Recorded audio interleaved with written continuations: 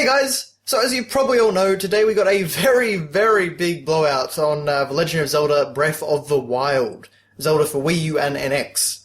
And, I don't really want to talk about the game itself, like the gameplay and all the, basically most of the stuff they showed off.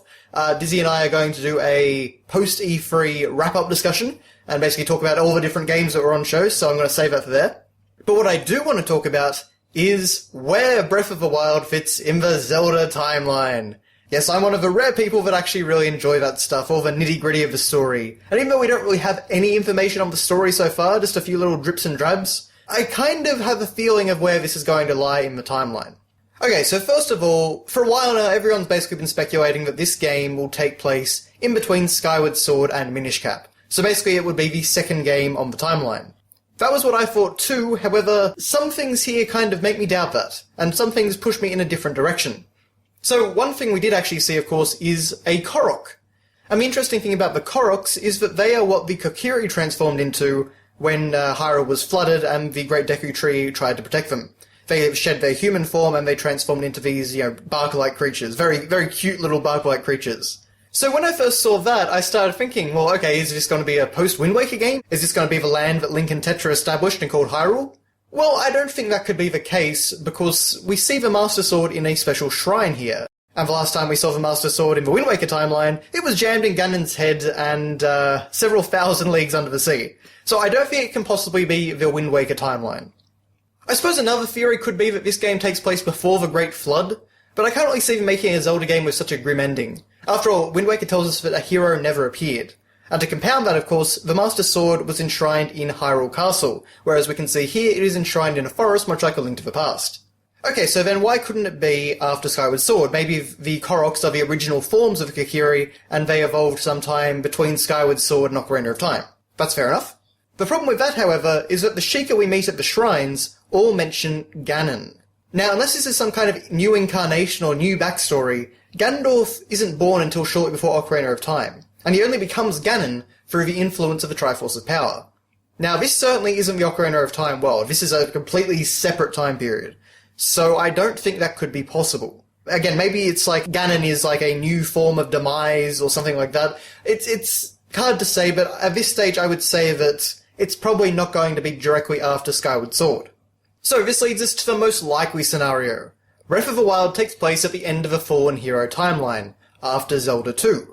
The Sheikah were well and truly gone by this point, although a similar eye symbol does appear in A Link to the Past, and Hyrule's a mostly empty wasteland at this point in history, teeming with monsters trying to revive Ganon and dotted with small settlements, again as we see in Zelda 2.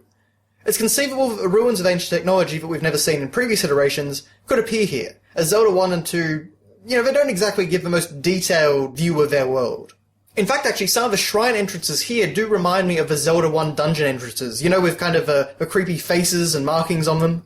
And of course, the old man at the start of the demo is a very blatant Zelda 1 reference, but that doesn't really mean anything timeline-wise. Although many things in this game do certainly show that they have Zelda 1 on the brain. Another potential piece of evidence, though, is the rusted and worn Master Sword that we can see in the logo.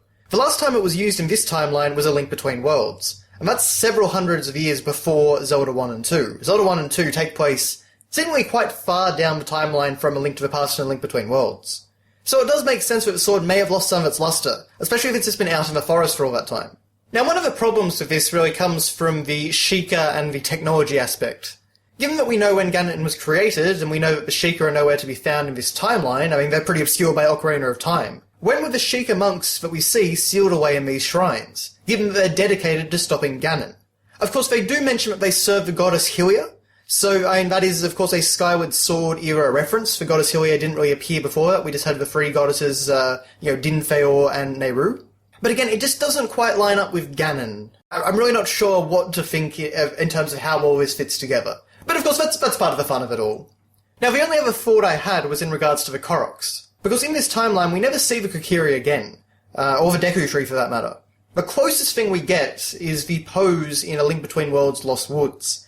And I actually did once theorize that maybe they are the Kokiri in a new form, much like the monkeys in Twilight Princess, or of course the Koroks in Wind Waker. But it is interesting that the Koroks do finally appear now. In the demo, we can actually see, though, that they are invisible unless you examine some sparkles and find them. They actually comment on the fact that, oh wow, you can see me. So maybe that's how they get around explaining it.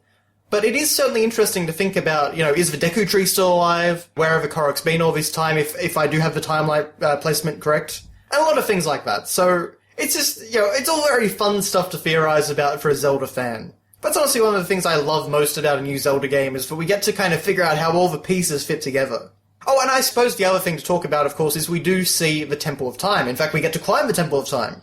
But it is in a very ruined state, and it's got the ruins of those guardian monsters all over the place. Now, that doesn't really correlate with anything else we've seen. Of course, A Link to the Past and beyond in that timeline has no Temple of Time. The Temple of Time was last seen in Ocarina of Time. So that is a bit of a potential hole. I mean, to be fair, the Temple of Time we see in Ocarina of Time is not the original Temple of Time. We see that in Skyward Sword, and the Hyrule Historia actually mentions that Rauru builds a new one and enshrines the Master Sword there. So it's possible that maybe this is like, Temple of Time number 3. Maybe they built it in between Zelda 2 and this game, or something like that. Of course, maybe I'm just overthinking it. Maybe there just was a Temple of Time, we just never saw it in the previous games.